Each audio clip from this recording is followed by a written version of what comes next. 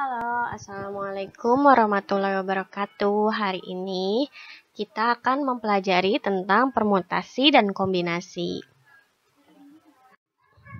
Oke, di sini Ibu udah buat tabel tentang permutasi dan kombinasi. Nah, definisi dari permutasi adalah sekumpulan objek yang susunannya berbeda dan memperhatikan urutan. Sedangkan kombinasi itu dia sekumpulan objek tanpa memperhatikan urutan ya. Jadi kalau permutasi dia melihat urutan, sedangkan kombinasi dia tidak melihat urutannya. Rumusnya kalau misalnya permutasi itu N per R. Jadi N permutasi R. N di mana N itu adalah banyaknya objek, sedangkan R itu adalah banyaknya cara yang akan dipilih.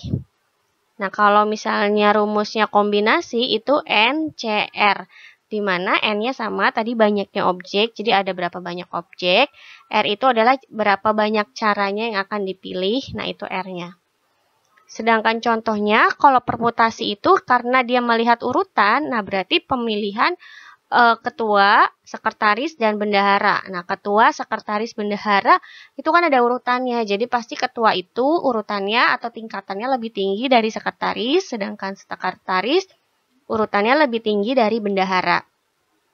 Terus misalnya pemasangan plat nomor atau plat motor misalnya. Nah, itu kan biasanya 1, 2 itu ada artinya ya. Jadi A, B, C di situ ada artinya, berarti di situ ada urutannya.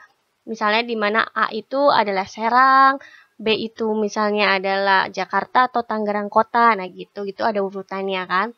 Nah, terus ada lagi penyusunan kata dengan melihat urutan. Jadi misalnya A itu biasanya urutan pertama dibanding B dibanding C. Nah, itu kalau melihat urutan berarti misalnya A pasti yang pertama, B yang kedua, gitu, C yang ketiga, D yang keempat, dan seterusnya. Nah, kalau kombinasi, di sini contohnya kalau kita mau mengambil bola atau mengambil sesuatu berdasarkan warna secara acak. Jadi kita ngambil di suatu keranjang ada beberapa bola, kita mau ngambil 3 bola secara acak, nggak ada urutannya. Nah, itu merupakan kombinasi. Lalu ada pemasangan baju dan celana secara acak. Misalnya ada 3 baju dan 4 celana. Gimana cara pemasangannya yang kayak kemarin itu sebenarnya adalah kombinasi. Lalu ada penyusunan angka secara acak. Jadi angkanya secara acak. Jadi kita nggak bisa bilang kalau 1 itu angka pertama, 2 itu angka kedua, 3 itu angka ketiga. Nah, kita mau menyusun angka secara acak itu adalah kombinasi. Oke, kalau masih bingung kita langsung ke contoh aja. Nah, di sini tadi permutasi di mana N-nya banyak angka atau sampel, R-nya itu adalah banyaknya yang akan dipilih atau berapa banyaknya cara. Nah, misalnya contohnya di sini ada 5 permutasi 2. Nah, di mana N-nya itu adalah 5, 2 itu adalah R-nya. Nah, kita bikin. Berarti 5 permutasi 2 adalah 5 faktorial per N min R. N min R berarti 5 dikurang 2, 3 faktorial. Nah, udah bikin. 5 kali 4 kali 3 faktorial per 3 faktorial. 3 faktorialnya bisa dicoret. Lalu tinggal 5 kali 4 hasilnya 20. Nah, ini adalah contoh dari permutasi. Kita lanjut. Ini permutasi dari beberapa objek yang sama. Misal dari kata Ananta. Nah, di sini berapa permutasinya? Nah, di sini kan A-nya ada 3, N-nya ada 2. Nah, berarti kita bisa bikin M1-nya misalnya A ya. Berarti A-nya ada 3, terus M2-nya itu N itu ada 2. Dan M3-nya adalah T itu kan ada 1, nggak usah ditulis. Nah, dari kata-kata ini kan ada 6 angka ya, 1, 2, 3, 4, 5, 6. Berarti N-nya itu adalah 6 faktorial per 3 faktorial, 2 faktorial.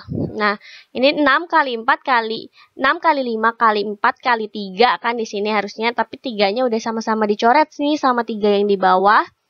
Lalu 2 faktorial itu 2 kali 1. Nah, ini 4 bagi 2 bisa juga jadi 2, berarti 6 kali 5 30 kali 2, 60. Nah, ini adalah permutasi di mana ada beberapa objek yang sama.